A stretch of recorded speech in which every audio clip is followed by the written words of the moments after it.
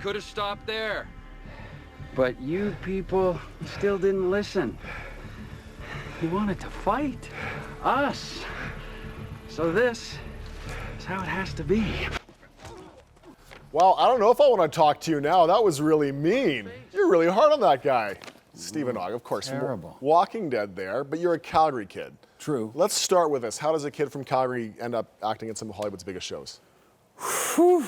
What time do we got here? The short version. This is a long story. I went from Calgary to I lived in Toronto for a bit. Then I traveled to Europe for 5 years, Vancouver, Toronto, Montreal, over in Europe.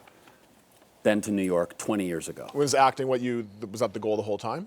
Yeah, I acted in theater here in Calgary, so local sort of theater actor growing up, and then did my I call them the Buster Keaton Dostoevsky journey. Sort of the tortured artist, this is going to make me deep and interesting if I live this way. Yeah. So I just traveled the world, saw what I wanted to see, did what I wanted to do, with the focus being let me hit New York, make the American money, and then head back to Vancouver, start my own studio thing. Yeah. But then life happened. Then you got 20 sidetracked years by later. some popular shows too. I mean, right now, so I do have to ask you about Walking Dead specifically, because I've heard that with that show that actors often don't even know quite what they're auditioning for, that scripts are kind of kept in secret because the show is so popular and there's concern about spoilers. Was that for you too when you I mean, with Walking Dead, Westworld actually the same. Recently I've auditioned for a couple shows, all these superhero shows, where they're all secret sides. So you have no idea, you have no story, that before, after, no script. You're just given these words that are just kind of made up that you then have to make a choice and hope that it's the right choice. With Walking Dead specifically, we're just seeing some shots of that right now too. And I know you played a pivotal role towards the end of the season. The new season's coming up soon. What's that change for you right now? Do you get a lot of people in the street saying, "I know you from Walking Dead," and what does that mean for the future of you on that show? Yeah, it varies. I mean, it seems different days depending on the length of my mustache or my mood. Different people see me as different things on days. But the recognition for that is fun. And I mean, the season we're shooting is April through November. Okay. So we're still shooting now. So I'm definitely still around.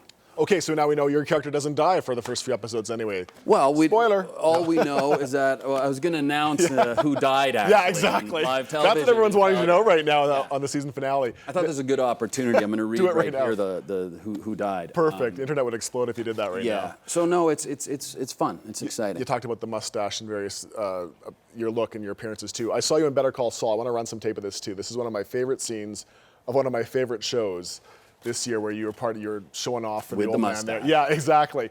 You're playing kind of the heavy. Is that your role now, being the thug, being the guy with some juicy lines and looking kind of gruff there? I mean, it's sort of, you start to get these similar type of roles, but I mean, if you get typecast, that means you're working. Exactly. So means you get a I'm paycheck. not really too concerned about it. I just like to, with every character, you want to infuse it with something and put as much color into each character as you can. So that's, the mustache. I say it's not my talent. It's not the acting. It's my facial hair. It's the facial hair that gets in the parts. Can you grow this longer? Can you shave this? Can you, for Westworld, I've got huge choppers. Oh, that'll look good. Can you talk about Westworld? That's an HBO project with some big heavy hitters in there too. What can you tell us about that one?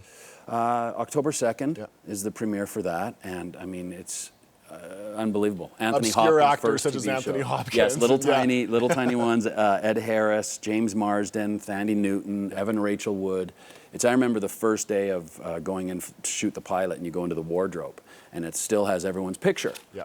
And I'm just like, what am I doing here? Just put your picture up there, take Anthony Hopkins off the wall. Mine was, I was like, it just didn't see. It's wild to see all that, and to be around those people is a great learning experience and a lot of fun. Well, thanks so much for making time for us. Welcome home. Good to see you back in Calgary. Thank you very much. Have a good visit with your parents while you're here. I will. Thanks a lot, Steve. Thank you.